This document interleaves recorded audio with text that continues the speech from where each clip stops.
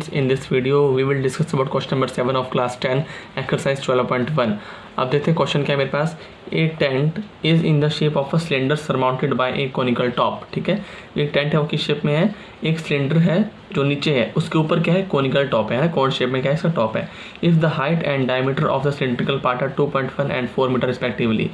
कि जो cylindrical part है उसका डायमीटर कितना है 2.1 मीटर और जो हाइट दे रखा है वो दे रखा है 4 metre. And the slant height of the top is 2.8 metre.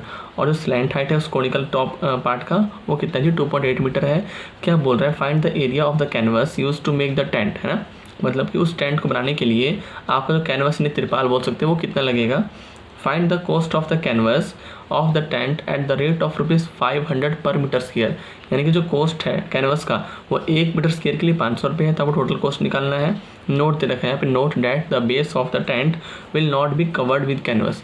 यानी कि जो आपका जो टेंट है ना उसमें बेस, जो बेस पार्ट है उसमें कोई कैनवस नहीं है, उसमें तिरपाल है ही नहीं.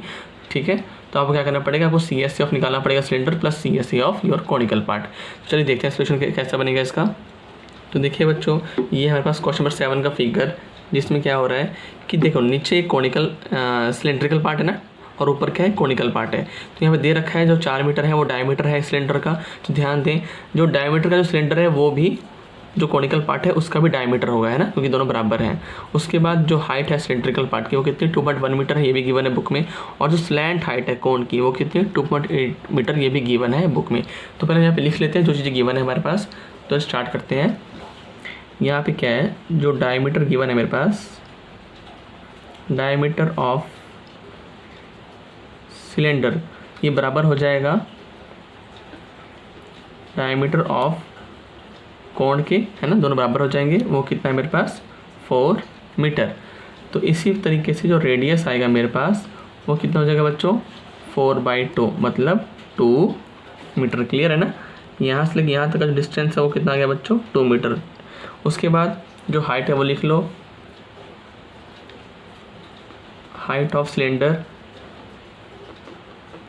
ये है मेरे पास 2.1 मीटर, मीन्स आप इसको लिख सकते हो 21/10 मीटर. ठीक है, यू कैन यूज़ 2.1 और 21/10, वो आपकी मर्जी है ना, कोई भी वैल्यू यूज़ कर सकते हो. देखते हैं उसके बाद नेक्स्ट क्या गिवन है मेरे पास, स्लैंट हाइट गिवन है. स्लैंट हाइट ऑफ कोण ये गिवन है, ये है 2.8 मीटर. और इसको आप साथ में 28/10 भी लिख सकते हो ना, कोई दिक्कत की बात परेशानी की बात नहीं है. आप अपने सोल्यूशन में कोई वैल्यू भी यूज़ कर सकते हो. ठीक है, तो अब इसका जो सरफेस है वो फाइंड करने के लिए हमें करना पड़ेगा CSA of the cylindrical part plus CSA of the conical part. और जो कोनिकल पार्ट है इसका जो CSA निकालने का फॉर्मूला है वो होता है πRL, है ना. यहाँ पर लिख लेते हैं. तो उसके लिए आपको क्या होगा, ये मेरे पास कितना है बच्चों πRL से निकलेगा फॉर्मूला, और इसका एरिया निकलेगा मेरे पास 2πRH से. ये मेरे पास सरफेस एरिया ऑफ टेंट जो हम निकालेंगे वो कैसे निकलेगा, CSA of cylindrical part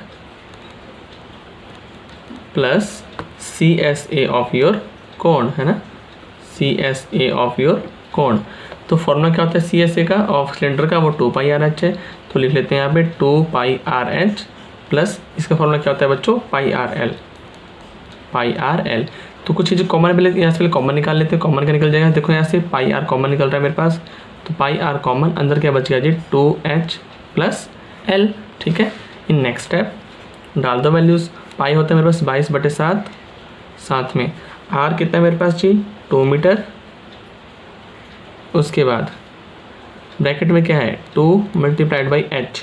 H कितना है मेरे पास हाइट 2.1 प्लस L कितना है बच्चों 2.8. By solving it we get 44/7 और ये बन जाएगा 2 × 2.1, वी विल गेट 4.2 प्लस में 2.8.